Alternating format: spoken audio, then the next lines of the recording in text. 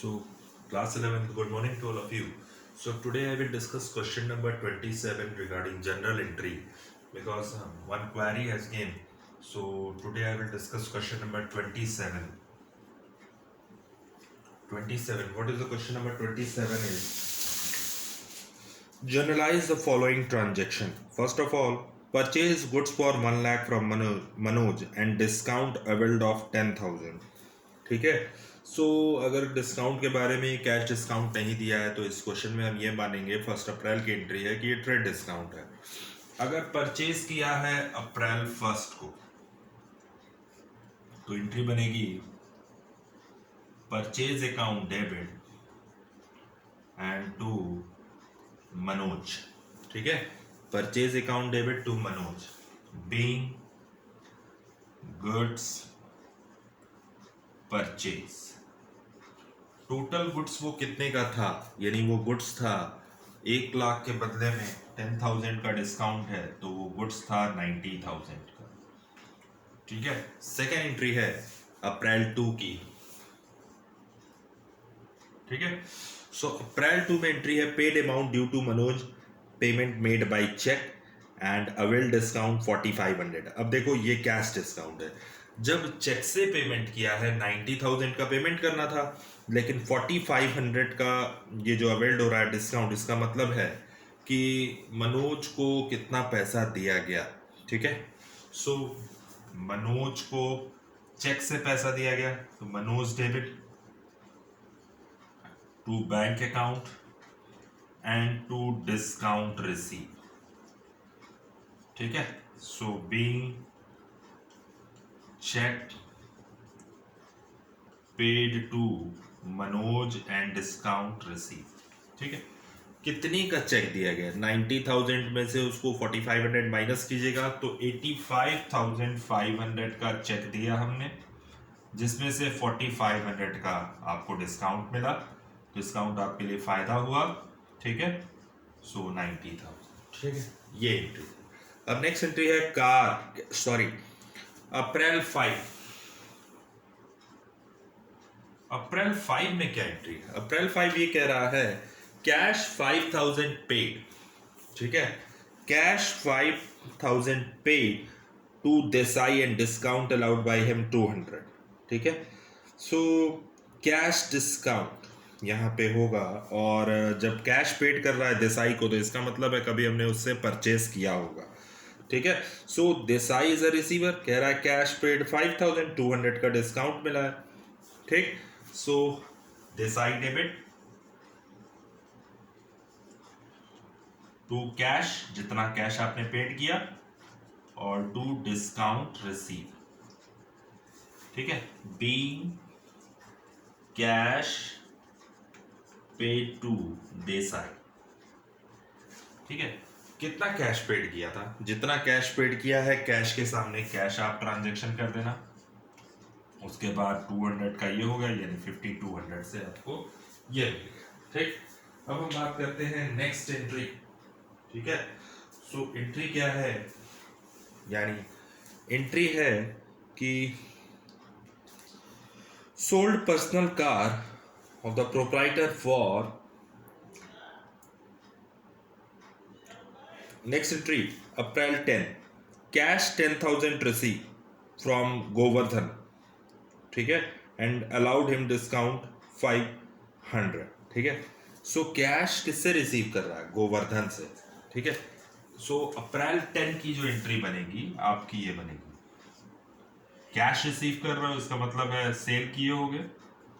So discount आप दोगे तो डिस्काउंट आपके लिए नुकसान, और टू क्या हो जाएगा? Govardhan. Being cash receive from mister Govardhan. ठीक है. कितनी का कैश रिसीव किया गया है, यानी टोटल कैश जो रिसीव किया गया है वो 10,000 का. ठीक है. सो 10,000 का कैश रिसीव किया गया है, बदले में 500 का आपने उसको डिस्काउंट दिया है,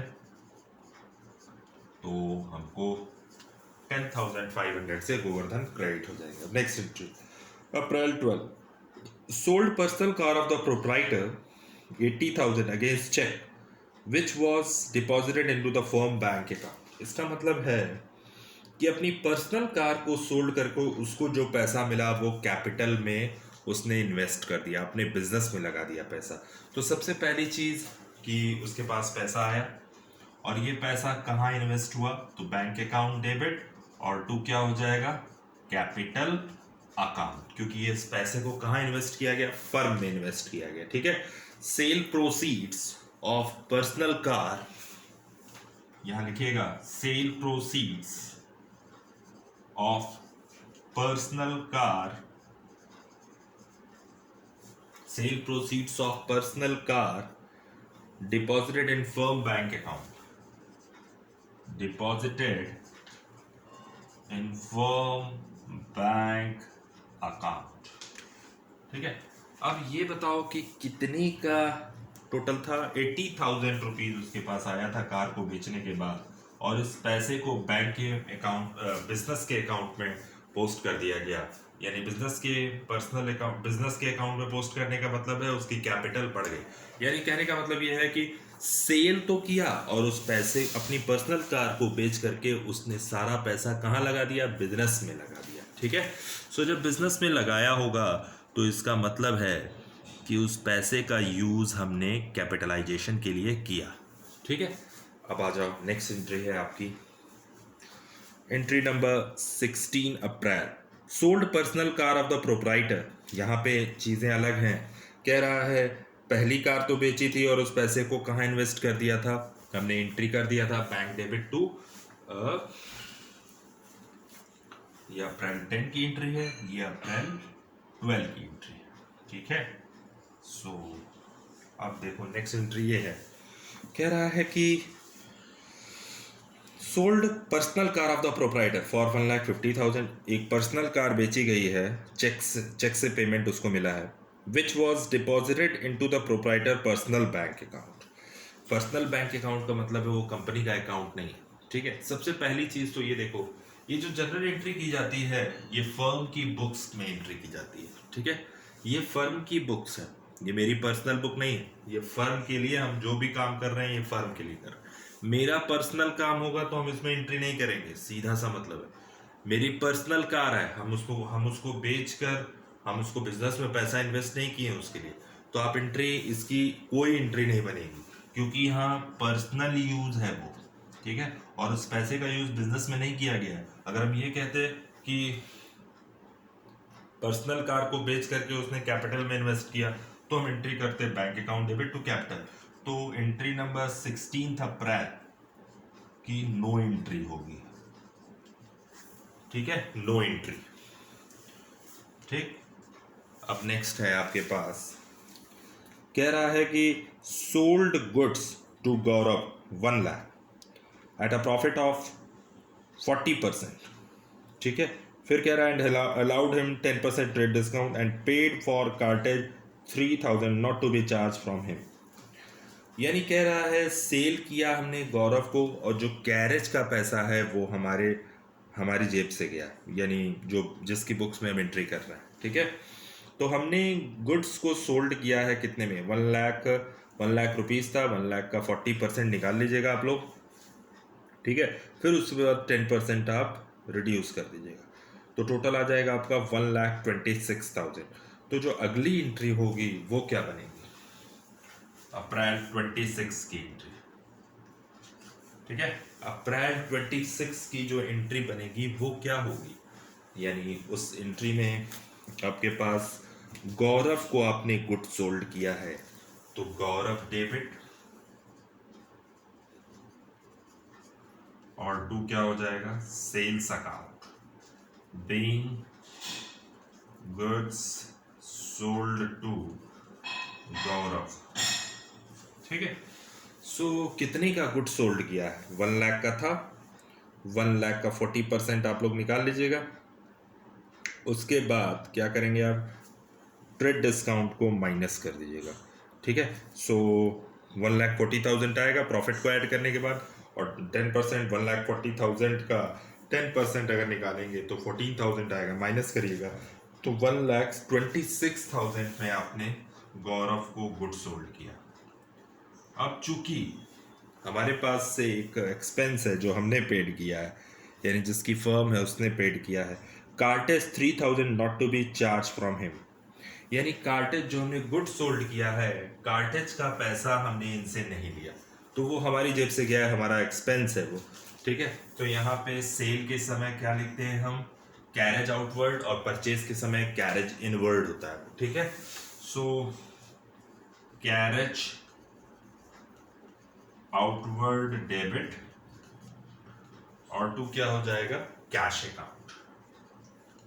ठीक है, बीइंग कैरेज पेड, कितने का कैरेज पेड किया है, 3000 का कैरेज। ठीक है, अब लास्ट जो एंट्री है वो आपकी ये एंट्री है। लास्ट एंट्री बहुत सिंपल सवाल था, लेकिन किसी ने पूछा था तो बता दिया। 24 placed on order an order which Rudra with Rudra and company for supply of goods 80,000 and a check for 40% amount is sent to them is an advance। अब देखो 80,000 का ऑर्डर मिला, पहली चीज तो ऑर्डर की कोई एंट्री नहीं होती है, लेकिन वहां पे कह रहा है 40% आपको एडवांस मिल गया है। ठीक है, सो हम लोग एडवांस की एंट्री करेंगे, ऑर्डर की कोई एंट्री नहीं होती है।